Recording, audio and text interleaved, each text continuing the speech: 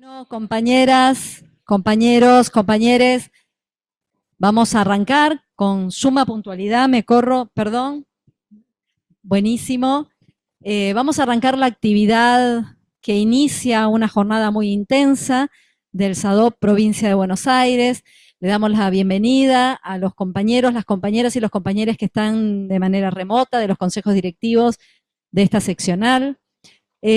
Hoy realizamos con absoluto compromiso político una jornada que dimos en llamar La memoria en marcha se multiplica, unificando las consignas que atravesaron este 24 de marzo, este mes de la memoria, y ratificando esta jornada que va a estar a cargo en este primer panel de nuestra secretaria general, Adriana Donzelli, nuestro subsecretario de Derechos Humanos de la provincia de Buenos Aires, el compañero de SADOP, Matías Moreno,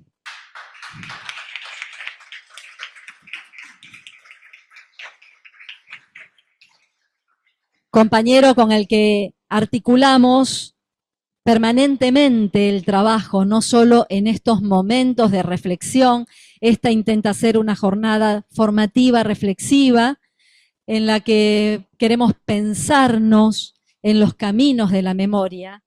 Nosotros sabemos que el movimiento obrero organizado y especialmente los y las docentes tenemos un rol importantísimo. Siempre hablamos de la cristalización de la memoria, pero estamos en momentos de mucho celebración de la crueldad, y también, como ayer lo reconocíamos todas y todos, de un pueblo organizado que espontáneamente y organizadamente ocupa el espacio público como lo ocupamos este último 24 de marzo, como secuencia de lo que venimos viviendo en las movilizaciones.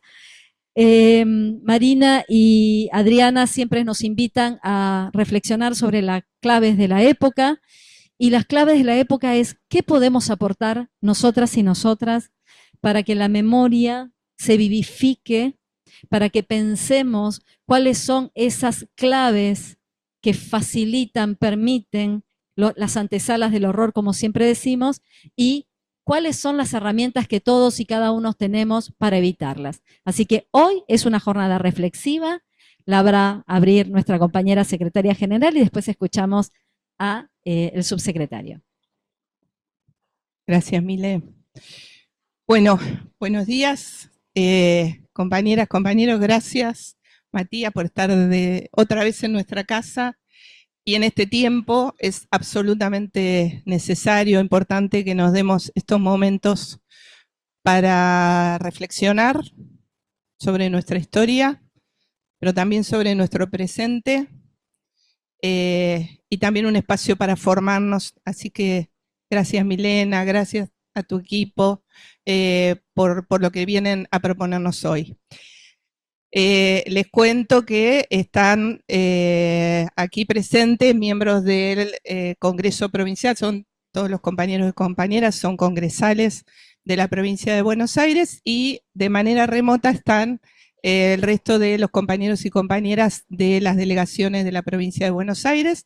Así que, bueno, tu mensaje y lo que podamos compartir hoy va a llegar a cada punto de la provincia de Buenos Aires a partir del SADOP. La verdad que, bueno, la idea es escucharte, Matías, y hacerlo, digo, para ponernos en el contexto en el que estamos proponiendo esta juntada, pensar cómo nos está atravesando la crueldad de un gobierno que vino a hacer lo que está haciendo, que a veces parecieran improvisados, chapuceros, ineptos, pero la verdad es que vinieron a hacer lo que están haciendo. Poder hacer esta reflexión con el subsecretario de Derechos Humanos, que además es heredero de un gran luchador, el doctor Moreno, por la defensa de los derechos de los trabajadores. Bueno, es la verdad que un momento absolutamente significativo para nosotros y también rendirle homenaje a él en este momento. Ayer les cuento que estuvimos en una charla, en un curso que organizó la CGT Regional Oeste, que conduce la compañera Luján Cotone, con otros compañeros, y en una jornada de historia del sindicalismo, y nos tocó hablar en el encuentro de ayer de lo que fue la resistencia del 55 al 76. Decíamos, bueno, pavada de periodo para repasar, y en realidad la reflexión que hicimos permanentemente fue el paralelismo que existe entre las políticas que se implementaron a partir del 55 contra la clase trabajadora, contra el peronismo, cuáles eran los sectores de poder que movilizaron la represión, que movilizaron el desarrollo de esas políticas de entrega, de saqueo, de endeudamiento, y bueno, y la lamentable similitud con el contexto que tenemos hoy. Recogíamos los grandes documentos del movimiento obrero y sobre todo esta idea de que en ese periodo, como nunca, el movimiento obrero fue sujeto político, fue sujeto de resistencia contra esas políticas, y sobre todo el movimiento obrero se planteaba cuál es el modelo de país que tenemos que exigir y por el que tenemos que trabajar. Entonces, bueno, también hoy en este momento se está llevando adelante un plenario de regionales en la CGT, y también ayer hablábamos de que vieron que hay como un clamor, la CGT que hace, ¿dónde está la CGT? Qué sé yo. Decíamos, ayer reflexionábamos, bueno, seguramente hay una gran expectativa social en lo que el movimiento obrero puede hacer en términos de defensa del proyecto de país. Entre otras, un montón de lecturas que podemos hacer, pero digo, para tomar nosotros como sindicalistas docentes que somos, bueno, ¿cuál es hoy el rol de las organizaciones sindicales en tanto resistir estas políticas brutales que está llevando adelante el gobierno de Javier Milei? ¿Cuál es nuestro lugar para defender las políticas del gobierno de la provincia de Buenos Aires en defensa de los derechos, ¿no? Y bueno, ¿cuál es nuestra obligación en tanto seguir fortaleciendo la unidad del campo popular y del movimiento obrero en particular? Pensar, y ya te dejo la palabra, compañero, digo, cualquiera de nosotros hace un simple ejercicio de lo que significan las políticas de Milei desde que asumió hasta hoy, digo, hasta hoy a la mañana, todos los días tenemos una nueva mala noticia, pero si uno piensa, si hubo algún colectivo que no estuvo expuesto a los ataques de Javier Milei, la verdad es que no. La verdad es que vienen contra el pueblo y saben cómo hacerlo, por eso digo que no son improvisados, y por eso nuestra obligación de generar no solo una resistencia, sino la capacidad de proponer un proyecto que nos saque de esta oscuridad. Pero si pensamos, bueno, están apaleando a los viejos, además de que los están matando de hambre. Han desfinanciado la educación. Ayer nos cerraron la paritaria docente por decreto, con un piso de 500.000 pesos de salario. Digo, si desfinancian la educación, ¿dónde quedan los derechos de nuestros niños, niñas y adolescentes? Esta avanzada sobre bajar la edad de imputabilidad, convirtiendo a las víctimas de la violencia en o a los sectores más vulnerables en victimarios, es realmente una lógica muy perversa. Digo, en lo que tiene que ver con los derechos vigentes, los derechos humanos vigentes, los ataques a las mujeres, el ensañamiento. Una de las primeras medidas del gobierno de Javier Milei fue borrar de un plumazo el Ministerio de las Mujeres, bajarle la jerarquía al Ministerio de Trabajo. Digo, los grandes paraguas que teníamos para la defensa de los derechos que íbamos conquistando, que ya habíamos conquistado, los borraron del mapa. Y bueno, y una avanzada sobre las organizaciones sindicales, sobre lo colectivo, sobre toda acción solidaria, realmente creo que nos da el panorama de cuál es la posición del gobierno de Javier Milei en relación a la vigencia actual de los derechos humanos.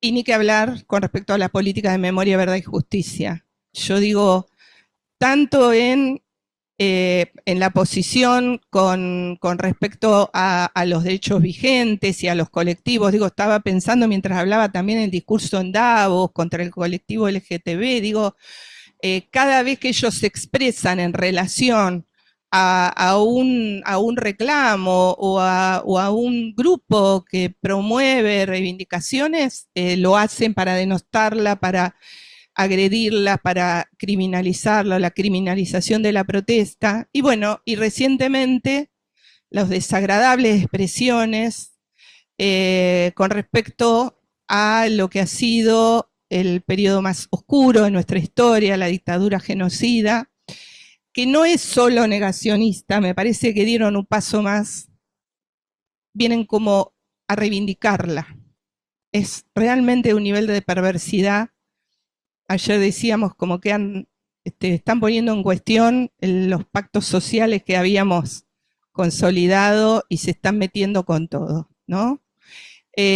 Así que bueno, en ese contexto, poner más que nunca sobre la mesa nuestro compromiso, contarte, Matías, que aquí, bueno, hay responsable de todas las delegaciones de la provincia, una dinámica que venimos teniendo desde el año pasado, que sobre todo con motivo del 24 de marzo, se están generando reuniones de delegados y delegadas en sitios de memoria, ¿no?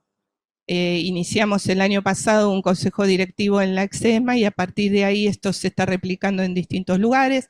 Tenemos además el proyecto Historias en Valija, que es una biblioteca itinerante que recorre las escuelas.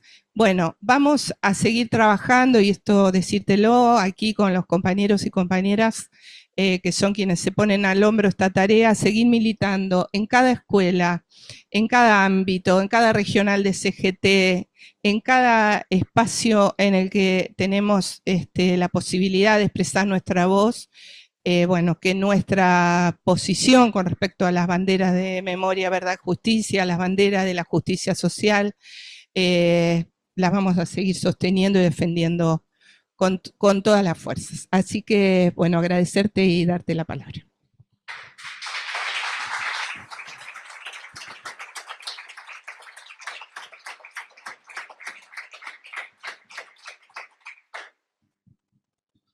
Bueno, buenos días a todos y a todas, tanto los presentes como los tantos que veo, tantos y tantas que veo conectados vía la red. En primer lugar, para mí siempre es una alegría participar de estas actividades en la Casa de los Trabajadores y Trabajadoras, particularmente en esta, que es muy linda, es una de las más lindas de la ciudad de La Plata, y particularmente con los trabajadores de la educación, con los docentes. Yo provengo, como decía Adriana, además de mi papá, que ejerció su profesión en defensa de los trabajadores mineros de la zona centro de la provincia de Buenos Aires, también de una familia donde hay muchos docentes y sé muy bien cuál es el trabajo y el compromiso que llevan a diario, en las situaciones que llevan ese trabajo, y en la voluntad, el cariño y el amor que ponen cada uno y cada una de ustedes en las aulas para encarar este trabajo. Así que siempre para mí venir a estos lugares tiene un plus. Bueno, agradecer a Adriana, a Milena, Consadop. Es un gremio que venimos articulando muchísimas políticas. Una de ellas es Escuela con Memoria, que ahí veo a la compañera responsable, que hemos llevado a cabo el año pasado, donde nos permitieron que muchos pibes y pibas acudan a los juicios por delito de lesa humanidad, en lo que se están consumando en el Tribunal Federal número 1 de La Plata, y posteriormente a esa asistencia a la audiencia hacíamos, y vamos a seguir haciendo, diferentes talleres, porque ustedes saben muy bien, ayer Alberto Silioni decía una cosa que es muy, muy cierta, ¿no? La historia no está tallada en piedra, la historia, la memoria, son campos de disputa, de confrontación, de lucha, y es una tarea que debemos darnos cotidianamente. Si bien yo siempre remarco que hoy nuestro país, o nuestra sociedad, digo, esto es una apreciación personal, pero es por lo menos lo que veo después de tantos años de militar en el movimiento de derechos humanos, me parece que la sociedad argentina del año 83 a esta parte ha podido construir algunos consensos. Es una democracia joven, sin embargo es el periodo más largo que vivimos como democracia de la conformación de nuestro Estado-nación, pero lo cierto es que cada vez que es llamada a defender la educación pública y gratuita, la mayoría de la sociedad ocupa el espacio público. Nuestro país tiene una cuestión con el uso del espacio público a diferencia de muchos países, ¿no? Y el otro gran consenso es el nunca más, que se vio claramente explicitado en las diferentes plazas de nuestro país y diferentes ciudades a lo largo y ancho del país, que tiene que ver con el repudio al golpe, el nunca más y a las políticas de memoria, verdad y justicia. Claro que este presente tiene todo un pasado, a veces es necesario por ahí volver a charlar o a reflexionar acerca de lo que fue el 24 de marzo de 1976, o cuál era el objetivo del 24 de marzo de 1976. A mí me gusta pensar en dos grandes objetivos, ¿no? Explícitamente un objetivo económico, que tenía que ver con la implementación de un modelo económico que necesitaba como condición sine qua non disciplinar a la fuerza de trabajo.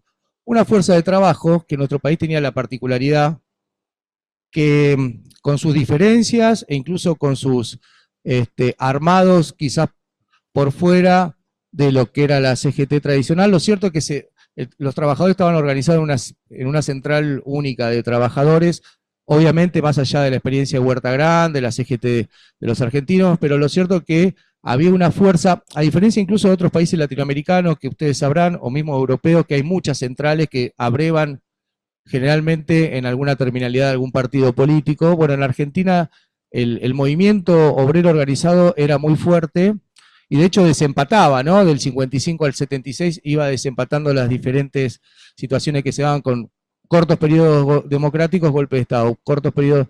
Bueno, en el 76 la clase dominante de nuestro país, histórica y hegemónica durante el siglo XX, se cansó de esa alteridad y además de ser clase dominante, se transformó en clase dirigente. Por eso, el ministro de Economía de la última dictadura cívico-militar era José Alfredo Martínez de Oz, a diferencia de otros procesos, ¿no? Y lo que tenía que ver es imponer un modelo económico donde el capital, donde el empresario aumente su tasa de ganancia a costa del disciplinamiento de la fuerza de trabajo. Y esa fuerza de trabajo, ese disciplinamiento, se batió sobre la sociedad, primero desarticulando el tejido social, y en segundo lugar, con el Sistema Nacional de Represión. La persecución, el secuestro, la tortura, la muerte, el robo de niños, el robo de inmuebles, el robo, porque además de asesinos a ladrones, tenía esa particularidad también los que llevaron a cabo el Sistema Nacional de Represión. Y el otro objetivo, si se quiere, por ahí un poco más abstracto, tenía que ver con cerrar un ciclo o dar por cuenta de una matriz que yo a veces les pongo el concepto de nacional y popular, que había surgido con el irigoyenismo, luego con el peronismo, y que luego se fue nutriendo con las diferentes organizaciones, Libre del Pueblo, que generaron, tanto en la década del 60 y los 70, un movimiento cultural, político y social que identificaba a gran parte de la sociedad argentina. Entonces vivimos durante 7 años la dictadura más sangrienta de la historia de nuestro país, se inauguró esta figura del desaparecido, más allá que Esto fue inaugurado, bueno, con el asesinato de Vallese y demás. Lo cierto es que durante la última dictadura cívico-militar se inaugura esta figura del desaparecido. Duró 7 años la dictadura. En Brasil duró más de 20 años. ¿Por qué dura 7 años? Dura 7 años por los pros y por los contras, digamos. Ningún régimen se puede mantener a sangre y fuego, sobre todo con la intensidad que se dio la represión en nuestro país, e incluso esta ciudad fue la más golpeada durante la última dictadura cívico-militar. Obviamente que el Sistema Nacional de Represión necesitó generar legitimidad, y esa legitimidad fue producida a través de lo que nosotros llamamos como complicidades civiles, participación civil, que podemos identificar por lo menos 4 grandes sectores, ¿no? El empresariado nacional, que se vio claramente beneficiado con las últimas políticas económicas de la dictadura, esas políticas prebendarias. Ahí podemos identificar el sector automotriz, Sebel, Macri, podemos identificar el sector cementero, Loma Negra, Amalia Lacroze de Fortabad, que nutrió del cemento para la modernización del espacio urbano de la Ciudad Autónoma de Buenos Aires, las famosas autopistas de Cacciatore, que nutrió del cemento para la realización de los estadios de fútbol para el Mundial 78, y que además compartía esta idea de que le venía muy bien el disciplinamiento de la fuerza de trabajo, porque de esa manera aumentaba su tasa de ganancia con esa particularidad que tiene el empresariado nacional, que bien lo definía Jauretche cuando hablaba del medio pelo. Después un sector de la prensa hegemónica, que generaba esta idea del enemigo interno, ¿no? Que pasaban a ser delincuentes. Hay ejemplos muy claros en la provincia de Buenos Aires, sobre todo en el interior, donde generalmente hay un solo diario, donde desaparecía algún vecino, o una vecina, decía, no se encuentra el paradero de tal persona, del vecino, y automáticamente, cuando se conocía que esa persona había sido secuestrada y desaparecida, copiaban el edicto de las Fuerzas Armadas, entonces fue abatido el delincuente subversivo, fabricante de bomba, etcétera, etcétera. Con eso generaba la noción del enemigo interno y legitimaba el Sistema Nacional de Represión. Después, claramente, un sector de la justicia, este famoso sector que nunca las luces apuntaron, ¿no? Hasta el día de hoy a la justicia no se le apunta, que rechazaba sistemáticamente los habeas corpus. Y por último, un sector de la Iglesia Católica que compartía el objetivo moral de la última dictadura cívico-militar. Obviamente siempre hago la aclaración de honrosas excepciones, como Ayeleli, Mujica y los curas Palotino. Con lo cual, cuando hablamos de dictadura cívico-militar, justamente está las Fuerzas Armadas como brazo ejecutor, pero también un conglomerado de sectores que colaboraron y legitimaron para que haya habido 7 años de dictadura cívico-militar. Ahora, a favor de nuestro país, fue una dictadura bastante corta en comparación de otras dictaduras, y si fue corta la dictadura es gracias a la movilización del movimiento obrero, que a partir del año 79 empezaba a organizarse y salir a la calle, haciéndole frente al miedo que quería generar la última dictadura. A eso le sumamos, obviamente, que a partir del 30 de abril de 1977, hubo un grupo de mujeres, 14 mujeres, que se pusieron un pañuelo blanco en la cabeza en plena dictadura y salieron a pedir la aparición con vida, ni juicio de castigo, ni memoria, aparición con vida de sus hijos. Y por último, lo que fue la infausta guerra de Malvinas, que, bueno, asestó a la Junta Militar el golpe de gracia para que a partir del año 83, del 10 de diciembre del 83, volviera un gobierno democrático.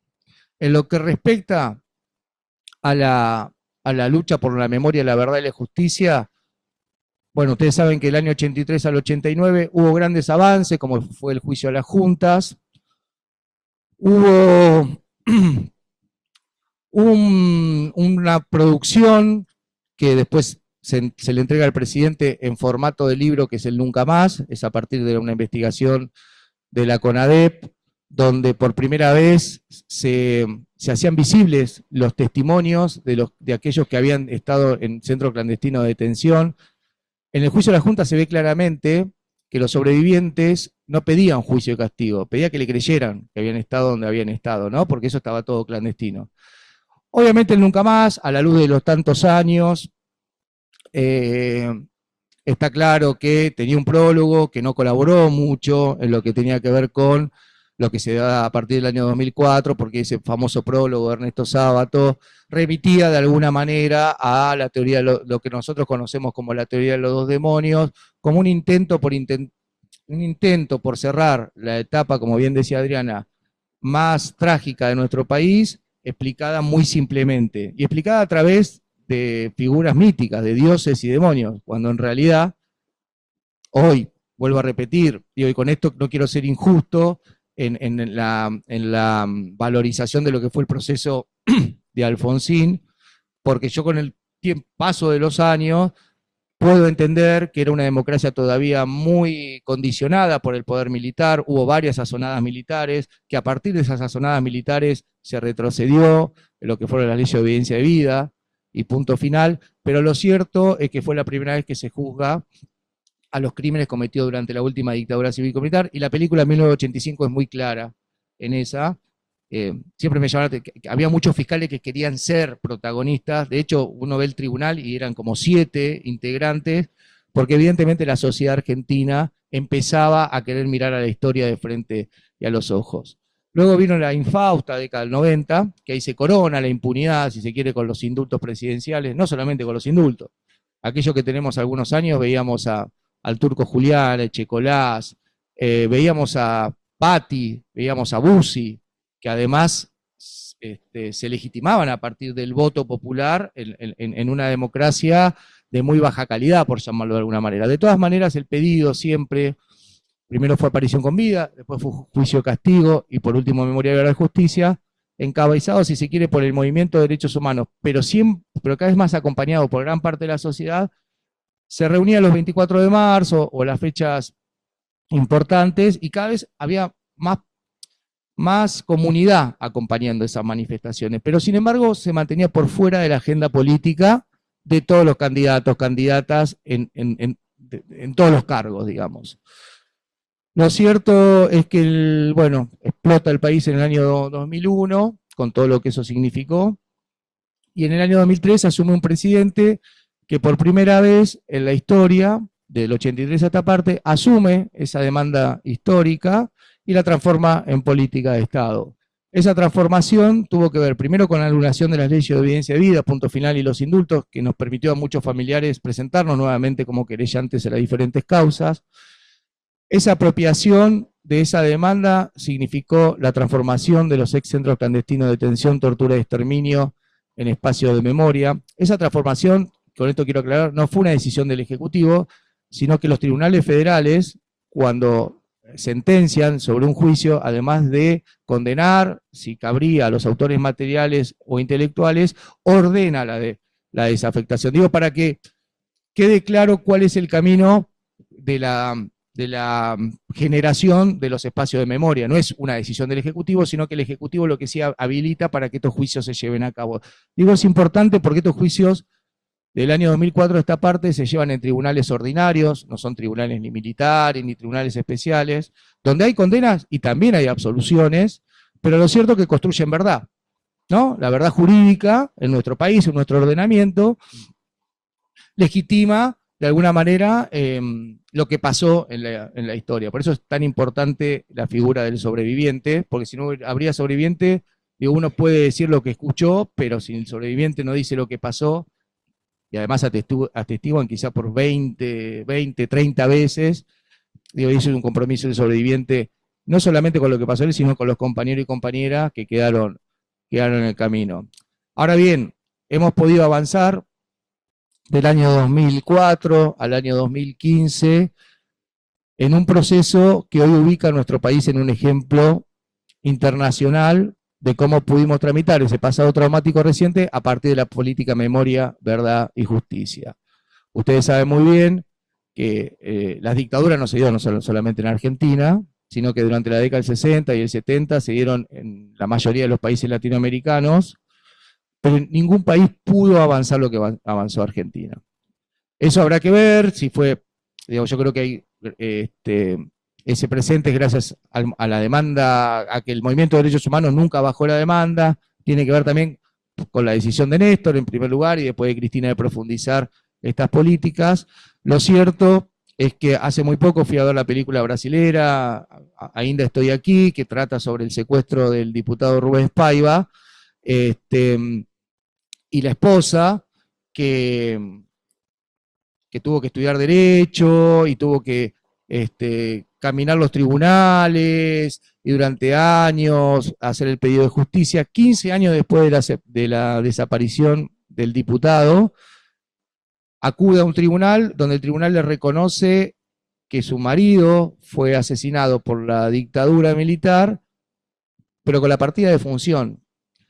Y la compañera de Rubén Paiva, junto con sus hijos, sintieron como una sensación reparatoria en eso de que el Estado reconozca. Y yo pensaba que en el proceso de nuestro país, donde hay más de 1.200 genocidas condenados, donde pudimos construir el Nunca Más, donde pudimos encontrar 139 nietos y nietas, donde pudimos ver el trabajo del equipo de antropología forense y la identificación de detenidos desaparecidos, estamos como años luz, y eso me parece que es patrimonio de todos y cada uno de nosotros, no solamente en función de lo reparatorio, sino en función de una democracia consolidada. Ahora bien, como decía Adriana, hoy estamos en un presente distópico, complejo, que estos ataques a la memoria, la verdad y la justicia no son nuevos. Digo, durante el macrismo-vidalismo vimos claramente cuando se intentó poner en cuestionamiento la teoría de los... O sea, en cuestionamiento la cantidad de detenidos desaparecidos, el famoso no son 30.000, decía Darío Lo Pérfido, que de última Lo Pérfido estaba un poco más formado que la brutalidad de ahora, ¿no? Uno ve el video del AGE y lo compara con Lo Pérfido. De última, ponele que Lo Pérfido sepa más o menos de lo que estaba hablando. El intento por instalar la teoría de los demonios. Macri intentó modificar el 24 de marzo como feriado. Vidal, acá en la provincia de Buenos Aires, tenía un secretario de Derechos Humanos que vivía en Washington, de hecho. Vivía literalmente en Washington. Y eso fue el desfinanciamiento de los espacios de memoria, fue el desfinanciamiento de las políticas públicas. Pero lo cierto es que ese intento del macrismo-vidalismo encuentra una pared con el famoso 2x1, cuando hubo un intento de la Corte Suprema de otorgar un beneficio a aquellos que habían sido condenados por delito de lesa humanidad, y la respuesta de la comunidad fue masiva. Incluso, cuando digo esta respuesta, yo estoy convencido, soy un optimista consuetudinario, ¿no? Pero además estoy convencido que el 90% de la sociedad, y esto atraviesa ideologías, atraviesa partidos políticos, atraviesa experiencia de vida, adhiere al Nunca Más. Y cada vez que es llamada, esta sociedad sale a la calle. Con el 2x1 se bloquea un nuevo intento. Ahora vemos de vuelta que hay un intento más brutal, vuelvo a repetir, que se ve en términos simbólicos, con intentar de vuelta reinstalar la teoría de los demonios, de legitimar la lucha de los organismos, pero también material, con el vaciamiento literal de la Secretaría de Derechos Humanos de la Nación. Hubo 600 despidos de una plantilla de 1.100 trabajadores, y esto no frena. De hecho, ayer el presidente le iba a otorgar un premio a aquellos ministros que seguían desguazando las estructuras estatales. Con lo cual, habría que preguntarse, bueno, hay muchas preguntas tenemos muchas más preguntas que respuestas, obviamente, ¿no? En este momento. ¿Por qué llega Milei, no? ¿Por qué llegamos hasta acá? A mí me gusta, y esto es una opinión personal, me gusta pensar el fenómeno Milei como una consecuencia de 10 años de fracaso, pero en términos económicos. Me parece, y esto es una opinión personal, que el votante de Milei estuvo más impulsado por una situación económica y por promesas, recordemos cuáles eran las promesas de Milei, y también porque hace 10 años que viene, u 8 años, que viene de fracaso en fracaso en términos económicos.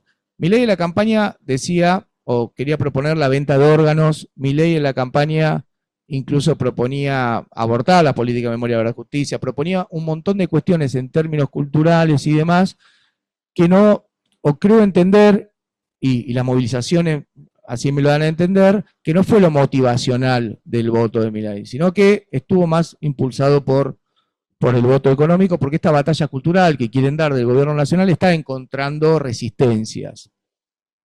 Ahora bien, ¿qué nos queda de acá para adelante?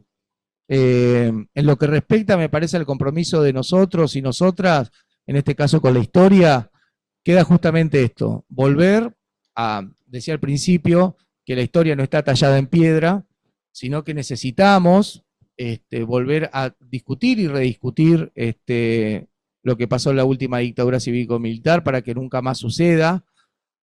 Es necesario pensarlo a través del factor económico, cuál fue el plan económico, porque seguramente encontremos muchas similitudes con el plan económico de hoy, sobre todo para pensar las consecuencias. La dictadura cuando se va deja una exorbitante deuda externa, deja altos índices de pobreza, y estos son datos objetivos, no son datos subjetivos, deja un sector al margen, que después, bueno, se fueron profundizando con gobierno democrático, el neoliberalismo vuelve después con el menemismo, y después en una versión rara durante el macrismo-vidalismo. Hoy, ese disciplinamiento que hace 40 años se ejercía a través de la desaparición, muerte, tortura y exterminio, hoy ese disciplinamiento es a través de la represión y la persecución de los líderes populares, a partir de lo que conocemos como el lawfare, la persecución judicial, mediática, para sacar de la cancha a aquellos y aquellas que representan las mayorías populares. Esa es una forma de disciplinamiento. Otra forma de disciplinamiento es la represión que vemos, en este caso, o por lo menos lo que estamos acá en el área metropolitana, en las diferentes marchas de los jubilados. Una represión que no encuentra límite porque está claro que este modelo necesita dólares, todo el mundo lo sabe. Si esos dólares no aparecen, se va a necesitar ajustar mucho más el sistema represivo. Y sabemos muy bien las consecuencias de este modelo económico. Con lo cual, digo, para finalizar, me parece que la tarea de ustedes, ayer Alberto decía una cosa muy cierta, ¿cuál es hoy la trinchera? No solamente por la cuestión de memoria, verdad, justicia, sino cuestión de respeto por el otro. Digo, no hay discurso presidencial que no sea violento, que no agreda, que no intente eliminar al otro.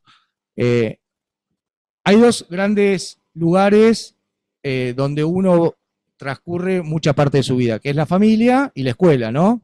La familia tiene sus particularidades por diferentes motivos, en términos de tiempo, en términos de formación. Digo, hoy sabemos muy bien que la mayoría de los padres y madres tienen que salir a laburar, y donde los pibes, la adolescencia, los jóvenes pasan la mayor tiempo es en la escuela. Y hoy es sumamente importante el lugar de ustedes, quizás el lugar más importante en la transmisión de la memoria. Por eso siempre remarco la importancia que tienen ustedes, porque la escuela es formativa, no solamente lo que pasó en la historia, entiendo también las dificultades que hay. Yo siempre digo lo mismo, cuando a mí me hablaban, hoy a un pibe le hablás de la última dictadura cívico-militar y lo ven sepia, en blanco y negro, era lo que nos pasaba mucho a nosotros cuando nos hablaban de la Segunda Guerra Mundial y decíamos, bueno, quizás pensar desde qué lugar los interpela, pensar en el valor que tiene la democracia, pensar en el valor que tiene el respeto hacia el otro o hacia la otra, pensar en la conformación de una comunidad. Digamos, son ejes claves como para poder pensar la herencia de la última dictadura cívico-militar. Y la escuela, vuelvo a repetir, es el lugar fundamental para esas cuestiones. Así que, bueno, agradeciendo nuevamente la invitación, seguramente ahora harán un taller con las compañeras de la Escuela Provincial de Derechos Humanos. Desde la provincia de Buenos Aires, bueno, sabrán que es una trinchera de resistencia por decisión de nuestro gobernador. No solamente volvimos a establecer políticas de derechos humanos a partir del 10 de diciembre del 2019, sino que hace un año y medio estamos duplicando el esfuerzo en todo sentido, porque es la provincia más grande. Esta provincia está dotando de material a muchas provincias de la República Argentina. Mientras el gobierno nacional cierra espacios de memoria, nosotros estamos inaugurando espacios de memoria. Mientras el gobierno nacional retira las querellas, los juicios por delitos de lesa humanidad, la provincia de Buenos Aires sigue siendo querellante, y además no solamente tenemos políticas reparatorias, sino políticas de promoción y protección de derechos. Hay una decisión política de nuestro movimiento, obviamente, de seguir reforzando esto, porque nos obliga la ley, porque tenemos un mandato histórico y además porque vamos a defender el lugar que tiene nuestro país en todo este proceso. Claro que sin el aporte de ustedes es muy difícil, porque ustedes son después los que están frente a frente con los pibes y pibas. Y me parece que el gran desafío que tenemos ahora es esta transmisión de la memoria y dejar muy en claro que la necesidad de la transmisión de la memoria tiene que ver, primero, por recordar lo que pasó para que nunca más suceda, pero sobre todo para reforzar la democracia, porque estamos convencidos y convencidas que un pueblo con memoria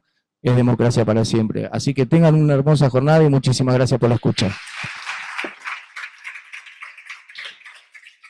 Bueno, muchas gracias, Matías. Agradecerle a Matías, a Adriana, la inmensa síntesis que han hecho, un aporte fundamental a los debates que se vienen y que seguramente van a impactar en nuestras acciones como sindicato.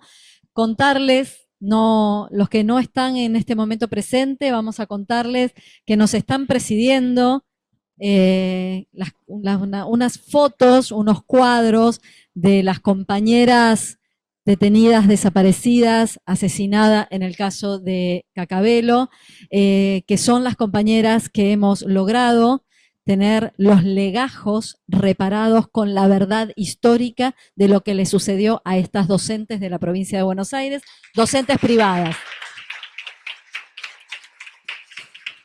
Bueno, y agradecerle a Matías el nivel, porque ahora la otra etapa, el panel que viene, va a estar conducido por Paloma Fernández Tornic, que es la directora provincial de promoción y formación, por Cintia González, que es la directora de la Escuela Provincial de Derechos Humanos, y por Paula Salas Triana, que es una compañera trabajadora de la SUBSE. Así que agradecerles que vienen a darnos la etapa de formación-reflexión. Muchas gracias. Las invitamos.